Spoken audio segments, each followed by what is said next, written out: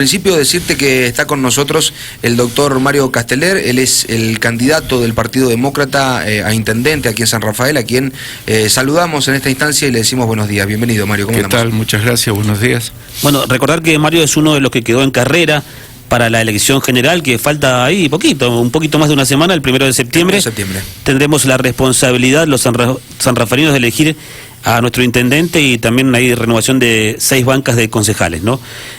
Recordar también que eran 10 los precandidatos en su momento, si mal no recuerdo, allá por abril, y solamente fueron 3 los que quedaron, como te decía, en competencia. Entre ellos, Mario Casteller, representando al Partido Demócrata, que con sello propio, siempre lo tuvo el sello, pero digo, solito, sí. ¿no? Esta vez estuvimos solo en el sentido de que nuestro partido a nivel departamental no adhirió a ninguna de las fórmulas ni nacionales ni provinciales. Así Bien. Que, bueno, estamos gracias a Dios en carrera y gracias a la gente que nos acompañó, ¿no? Mario, y eso, el balance que ustedes hacen puertas adentro del partido, ¿no?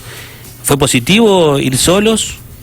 Y es decir, la percepción que tenemos es que se hizo lo correcto porque nos tocó una circunstancia muy especial.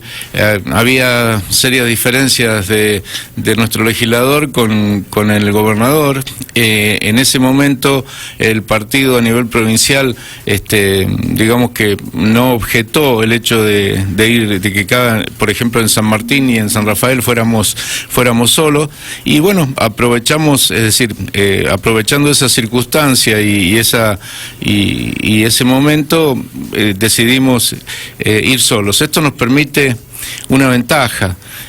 Tenemos una gran libertad en cuanto a no tenemos ningún aparato, digamos, detrás al que tengamos que responder. El intendente actual que va a la reelección tiene el municipio, el otro candidato el apoyo del gobernador.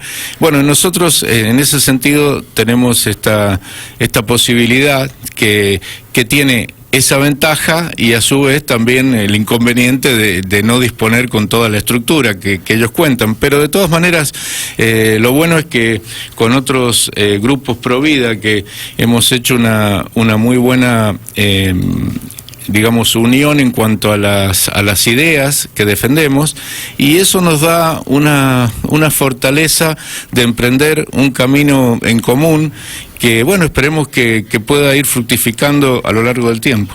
Y además creo que lo más interesante de todo esto es que el electorado se encuentra en el cuarto oscuro con la boleta, con el sello del Partido Demócrata, que hace mucho que no lo veía, ¿no? Claro. Más allá de la intención de voto, hay una particularidad en ese sentido, ¿no? Y eso es muy importante.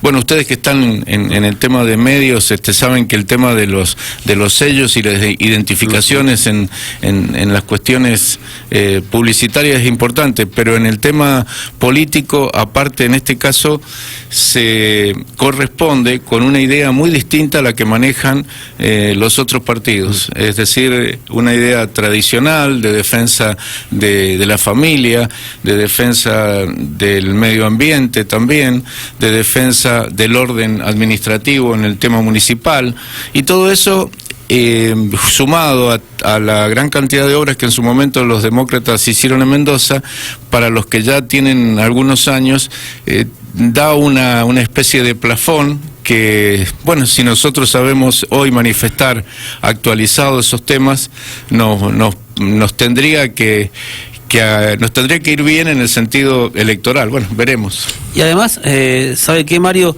Hay una particularidad en el mendocino que siempre está tratando de buscar la tercera fuerza. Y a los hechos me remito porque cuando el Partido Demócrata, opinión personal como periodista, ¿no?, cometió el error de ir dentro de toda esa estructura que es el Frente Cambia Mendoza, como que se lo fue pulverizando, ¿no? El grande se come al chico, ¿no? Y la gente buscó la tercera fuerza, que siempre ocupó el Partido Demócrata. ¿Y dónde lo puso? ¿Dónde puso su confianza? Quizás, de casualidad o no, en el Frente de Izquierda, ahora en Protectora. ¿Qué te está diciendo ese voto? Que busca una tercera fuerza siempre, ¿no? Yo comparto. ¿Ustedes lo ven eso? Sí, sí. ¿Que dejaron pasar esa? Comparto totalmente. Porque, insisto, sí. No sé si los votos esos de la tercera fuerza en su momento son del Frente de Izquierda o ahora son de Protectora. Yo me animo a decir que es esa tercera opinión para que no sea siempre polarizada la cuestión, ¿no? Es cierto, eso es fundamental. Y digamos que eso se respalda con lo que ha sucedido históricamente.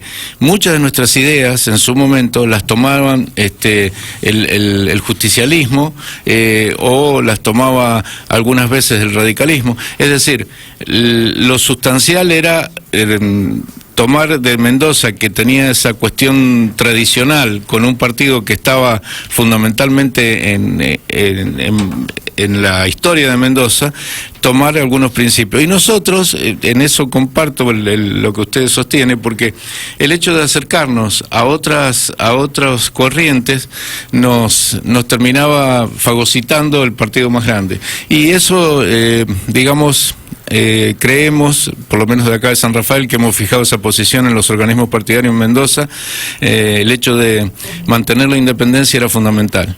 Bueno, ahora estamos acompañados acá, gracias a Dios, por distintos grupos pro vida.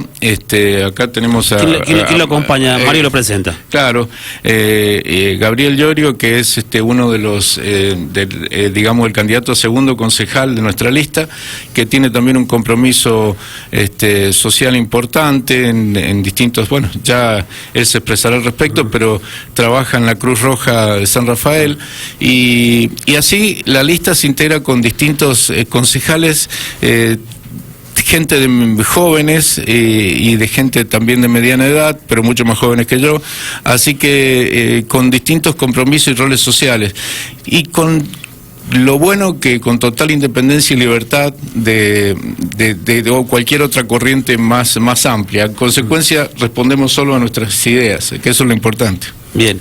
Bienvenido, Gabriel. Muy amable. Buen día a todos. Un gusto de que estés aquí, Gabriel. Gracias. ¿Qué le decís a la gente que te está escuchando si tenés la posibilidad de llegar al Consejo Deliberante? ¿Por dónde va a pasar el trabajo de Gabriel? Bueno, principalmente nosotros nos estamos enfocando, vamos a hacer un paralelismo, ¿no? Uh-huh. Porque es muy importante. Sí, nosotros somos dirigentes pro vida, por supuesto, Uh-huh.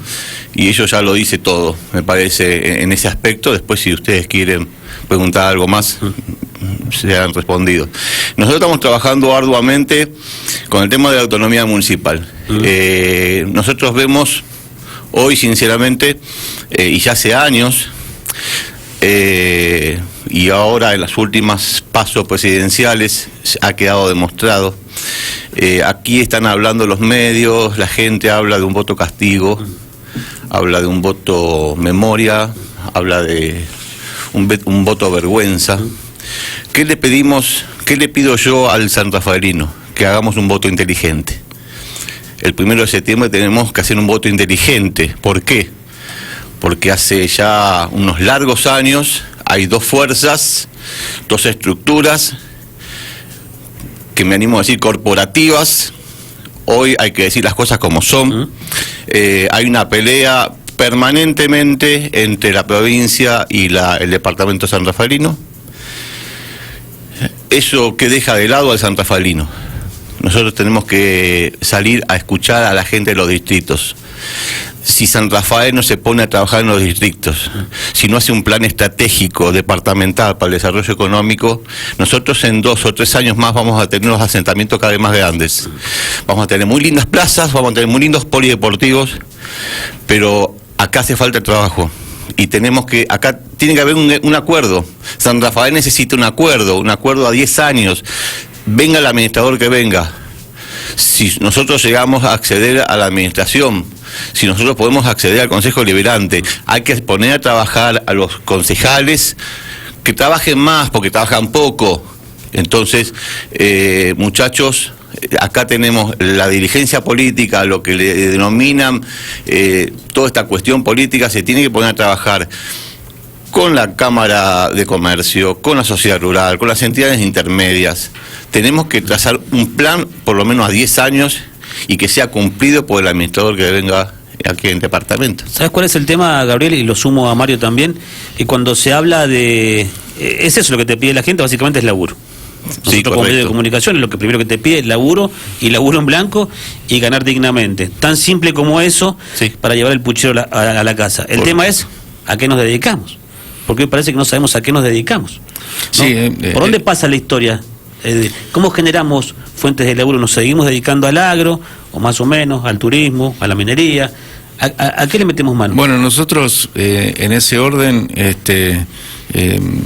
estamos sosteniendo la idea de lo sustancial del agro, y después también en correlato con el turismo.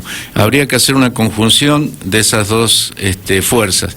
Con el tema de la minería, nosotros estamos en contra del fracking, estamos a favor de sostener el medio ambiente, lo hemos hecho siempre. Yo en la Cámara, en diputados y senadores, estuve en la Comisión de Medio Ambiente. Lo que sostenemos ahora es lo que sostuvimos en su momento. Fundé por el bloque la Ley 7722, y estamos en eso contentos de haberlo hecho, y después creemos que por ahí pasa el futuro de la provincia y del departamento. Claro, se trata también de lo que decía Gabriel, es de buscar que el intendente tenga una idea más proactiva en todas estas cuestiones. Es cierto que se hace muy difícil responder, porque tampoco en esto tenemos que caer en la demagogia, es decir, ofrecer trabajo en este momento en un tema electoral para nosotros sería fácil, pero sabemos que el municipio tiene que mantener la austeridad, y eso es otro tema que también insistimos, austeridad en el tema de los cargos políticos. Va a haber que hacer un control más estricto en ese sentido. Y después hay en ese orden una cantidad de horas cátedras que tiene el municipio muy, muy elevada, y hay que hacer un control también de ver quiénes las efectúan y a dónde se dirige ese esfuerzo. Bueno, pero con respecto al tema social, es cierto que es un tema importante. Han proliferado los merenderos. Bueno, esta cuestión tiene que ser también digna mientras sea necesaria, pero hay que tratar de que eso al corto, en el mediano plazo, en la medida que se pueda, en mediano plazo creo, deje de ser. Porque si no, estamos, como decía Gabriel, fomentando una idea de que en la cercanía del departamento se torne con grupos vulnerables, y cada vez más grave toda la situación social. Eso hay que propender a cambiarlo, y para eso hace falta políticas adecuadas y acertadas. El municipio en eso tiene un rol importante que hacer, pero como bien ya lo especificó él, en el tema de entidades intermedias, pero aparte provincia y nación en los hechos de tratar de buscar un respaldo en gestiones que puedan colaborar con las entidades intermedias para ampliar la base del trabajo.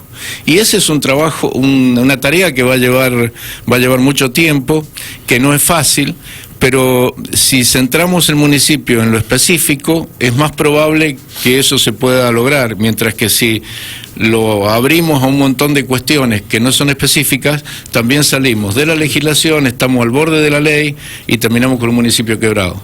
Hoy el municipio abarca otro tipo de tareas que no son inherentes a un municipio. Cuando uno imagina la comuna, hablas de la limpieza, el barrido, el alumbrado, lo que ya todos conocemos, ¿no?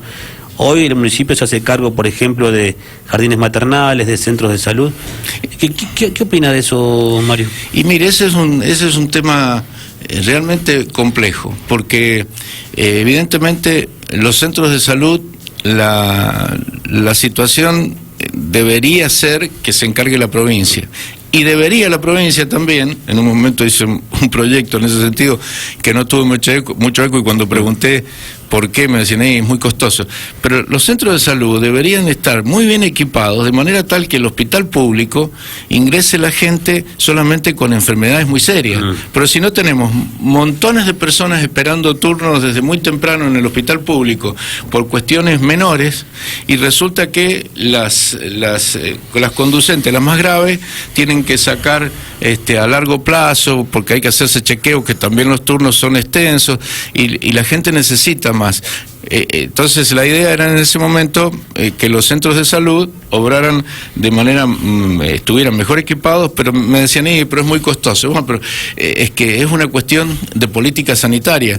Si se equipa mejor el centro de salud y tiene los profesionales adecuados, el hospital público está más capacitado para las tareas que tiene que hacer. Bueno, ese es un tema que va a haber que resolver, va a haber que charlar con la provincia y ver también legislación adecuada, igual que en los jardines maternales. El municipio, en su función, debería estar más ubicado a las tareas tradicionales, que no son menores, porque uno dice el alumbrado, barrido y limpieza, y es cierto, uno tiene la idea como diciendo, bueno, eso ya es una cosa que se da por entendida. No, si uno vemos cómo están, por ejemplo, las acequias, que está dentro del tema de la limpieza, y ahí no circula bien el agua a veces porque no están bien cuidadas las acequias. Es decir, en el tema de seguridad también está el tema, por ejemplo, las paredes que a veces se pintan con grafiti. Parece una cuestión, aparte que ensucia, parece una cuestión menor, pero en Nueva York, cuando estudiaron el tema, era uno de los temas de inseguridad. Terminaron con eso y se fue bajando también la cuota de inseguridad. O sea, la limpieza en el sentido genérico ayuda, igual que la iluminación, a que la seguridad sea mejor. Así que bueno, hay que trabajar en esos temas en consonancia con la provincia, para que el municipio se ocupe más específicamente de sus tareas y no se tenga que ocupar de otras cosas que la provincia tiene que hacer cargo. O sea, como volver a lo que en algún momento fue la esencia de la municipalidad. Claro, la idea es que el vecino sea creo que hay algunos que prometen preventores y todo. Y mire, es que esos temas son costosos, es decir, sería para mí, desde mi punto de vista, una buena perspectiva decir, bueno, vamos a hacer y vamos a ocuparnos de, pero el tema es con qué presupuesto. Y después, vamos a ampliar presupuesto para tener esto, bueno, ¿y qué vamos a hacer? ¿Subimos tasas? ¿Qué hacemos? Porque el tema de la cuestión de la coparticipación, que ahora está en boga, porque justamente todos los gobernadores están un poco enojados con la decisión del presidente del tema del IVA, porque creen que va a bajar la coparticipación para ellos. Y no miran que muchos desdoblaron elecciones con el costo que eso significa. Y bueno, es decir, hay una serie de cuestiones políticas de fondo que hay que sincerar y hablar claramente. Ahora, es cierto que estamos en un país y donde muchas veces se habla de la característica avivada política, o el político tiene que ser astuto, pero hay una cuestión esencial, que es lo que decía Gabriel: si no nos ponemos de acuerdo en las reglas de juego generales, esto nos va a terminar llevando puesto a todos. Juancito. Bueno, le recordamos a la audiencia, estamos en Dial Radio TV en vivo en 3 frecuencias simultáneas a esta hora de la mañana, diciéndole a toda la gente que con nosotros aquí está el doctor Mario Casteller, candidato a intendente por el Partido Demócrata, y también está con nosotros Gabriel Llorio, él es candidato a concejal en segundo término por el mismo partido. Mario, preguntarle respecto a algo que se conoció recientemente, que en definitiva va a abarcar justamente lo que tiene que ver con la educación. Hace pocos días se llevó a cabo un debate de los candidatos a gobernadores de la provincia de Mendoza, y allí los 4 coincidieron en uno de los tantos puntos, creo que son menos, donde se trabajó esto de la educación sexual integral. En la hipótesis de que usted sea el intendente de San Rafael y que justamente alguien de los 4 candidatos, que obviamente va a ser, pueda ejecutar esta política, ¿qué piensa al respecto y de qué manera usted lo podría encarar en el marco del departamento? El tema de la educación sexual, nosotros partimos de una idea básica. La primera educadora es la familia. En consecuencia, es un tema que fundamentalmente pasa por la familia, y después el tema de la educación sexual tiene que tomarse estrictamente con criterios científicos y médicos, y no es que estemos en contra de esa forma de explicitar la cuestión, pero sí en no incorporar contenidos que sean dañosos a la moral familiar que es específica de este grupo primario que es la familia. Y en muchos de los contenidos que hay en estas cuestiones que se vienen dando, están provocando reacciones serias en las familias porque, se ocupan de cuestiones que son específicas de ellas. Y ahí me parece que tenemos que ser, o por lo menos nuestro criterio es defender fundamentalmente la unidad familiar y la educación que pase por bases científicas bien comprobadas y no por cuestiones como la ideología de género que están en este caso metiéndose justamente como una cuestión ideológica que termina dañando a la persona y a la familia. Entonces, sí, educar como corresponde, complementando lo que la familia da. Ese sería un resumen de lo que sostenemos. Gabriel. Sí. Perspectiva de género, estamos hablando de perspectiva de género. Eso es una política transversal que no solo le implica al país, sino le implica al mundo. Eso es un concepto que hay que dejar bien en claro.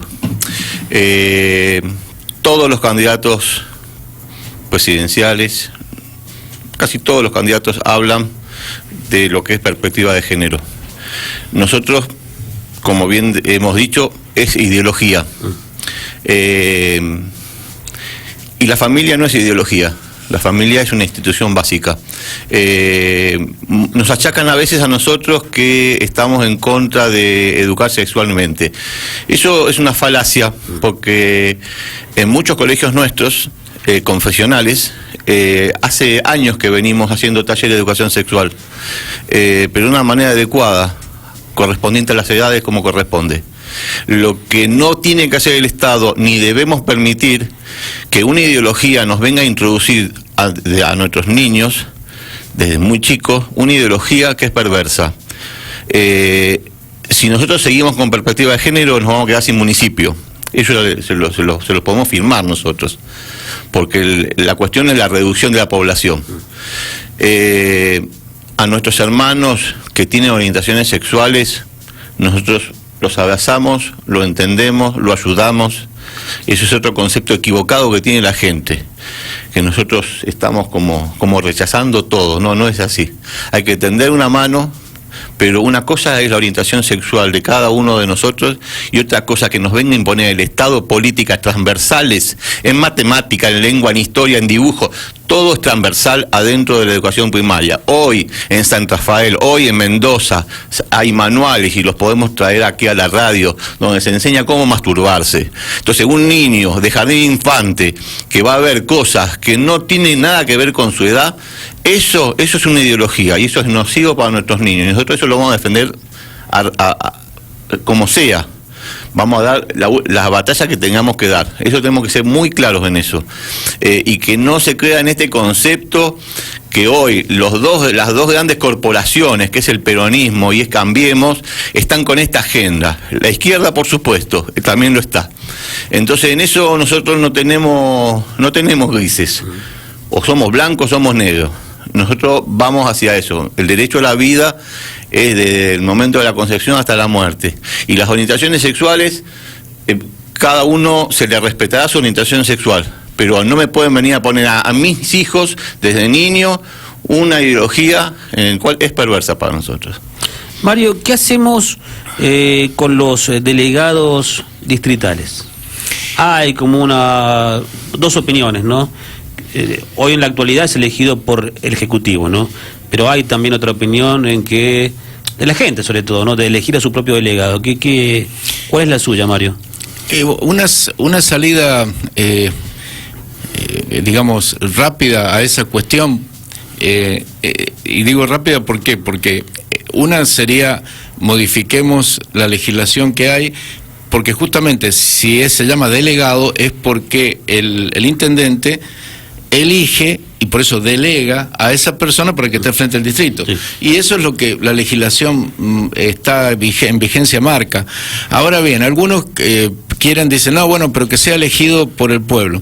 Nosotros creemos que se puede llegar a una conjunción entre los dos puntos de vista. ¿Y cuál sería? Y bueno, que el intendente tenga presente la opinión de las personas de la zona, si hay uniones vecinales, si hay y tomar al vecino que tenga mejor relación con los otros, independientemente del tema ideológico.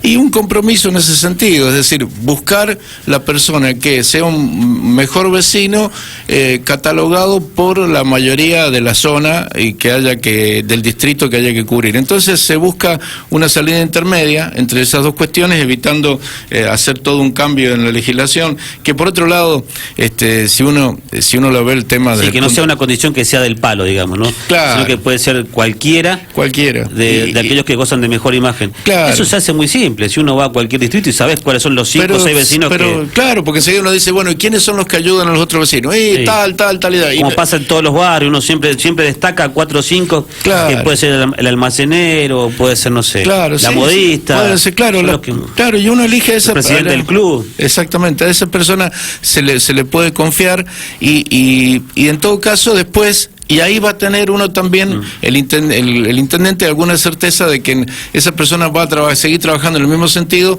y que no va a ejercer el tema políticamente. Es decir, políticamente no en el sentido correcto del término, porque sería buscando el bien común. Pero acá en estos casos muchas veces el que es delegado utiliza los bienes de la municipalidad y no sirve tanto al distrito, sino que ya empiezan otras cuestiones que no son las específicas de la ayuda al lugar. Así que por ese lado se puede buscar una salida y de esta manera se pueden unir los dos criterios.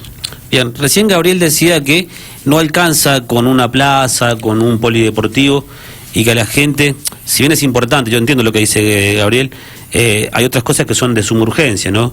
Que es en el día a día, ¿no? El día a día y las cosas que no se ven, cloacas, es decir, esas cuestiones que por ahí se van dejando y mientras tanto se hacen las otras. Y esas también hay que hacerlas, es prioritario. ¿Han hecho ustedes un relevamiento? Justamente la pregunta era esa, me la sacó de las manos, pero sí. Le agradezco. ¿Han hecho ustedes un relevamiento de cuáles son las zonas a las que hay que llegar con cloaca? A esta le hace falta agua, a esta le hace falta más iluminación, a esta quizás le hace falta una plaza, porque en realidad es la propia gente la que te dice qué es lo que le falta en el barrio o en el distrito, ¿no? Mire, nosotros tenemos... Acá que la gente tiene cloaca, tiene gas, tiene todo, y dice, acá nos hace falta un columpio, ponele. Claro. Lo digo porque nos pasa a nosotros como medio de comunicación. Vos te das cuenta cuál es el barrio que reclama una cosa y cuál es el barrio que reclama otra, y lo mismo pasa con un distrito, ¿no? Tenemos una idea en la cuestión distrital que la manifestamos la otra vez aquí en el tema previo a las PASO. Por ejemplo, hay zonas donde es urgente agua potable, pero tienen agua, pagan una cooperativa o las da Agua Mendocina, pero el asunto es que tiene alta... no se puede, no es potable, o sea que terminan las personas comprando bidones. Hablo en Montecomán, hablo de Villatuel, por ejemplo, comprando bidones de agua para el consumo personal, porque la que sale por la canilla no es apta para el consumo humano. Y esas cuestiones el municipio tiene que solucionar esos temas. Después, una cosa que sí proponemos, y hemos tenido una serie de charlas en nuestro comité con personas especializadas que están metidas en el tema de lo que sucede en otros lugares de Latinoamérica. En Chile, por ejemplo, se hace una evaluación social antes de aplicar lo que se resuelva en el presupuesto, y entonces se hace ese análisis que usted nos preguntaba. Entonces se ve dónde se gasta y cómo se tiene que gastar, porque si no corremos el riesgo de hacer obras muy importantes en un lugar que después no se van a utilizar y lo hacemos en desmedro de los otros distritos. Entonces esas cuestiones se pueden solucionar haciendo ese estudio. Por supuesto, nosotros tenemos que por ahí activar más esa parte, que ya veremos en la medida que la responsabilidad nos vaya se nos da la situación de poder llegar, haríamos ese análisis más en profundidad. Lo que tenemos es opiniones de vecinos de distintas zonas que hay que cotejarlas con los temas técnicos que corresponden para poder hacer mejor un análisis más exhaustivo. Pero es importante primero hacer esa evaluación social y después el técnico, antes de que en el presupuesto se pongan partidas y que se asignan a zonas de manera a veces elegidas un poco por un criterio a veces electoralista y otras veces de acuerdo a cómo es la presión en algunas zonas, para ver lo que realmente efectivamente hay que dar. Hay que cotejarlo con eso y apuntar a lo que es correcto y lo que le hace falta a cada uno. ¿Gabriel? Sí, bueno, es correcto. Nosotros hemos caminado los distritos, tenemos mucha gente. ¿Y qué te dice la gente? ¿Qué te pide? La gente en más o menos en un 70% está reclamando la baja calidad del agua potable. Eso es muy notorio. Es un dato ese, ¿eh? Sí, muy notorio. Se sabe, es una realidad que se hacen trazados de agua. Lo que pasa es que acá falta control. Es evidente que en esto tiene que ver mucho el municipio, obviamente, en los órganos de control. Sabemos que, caso Montecomán tiene una empresa, una entidad que maneja la corriente eléctrica y el agua potable.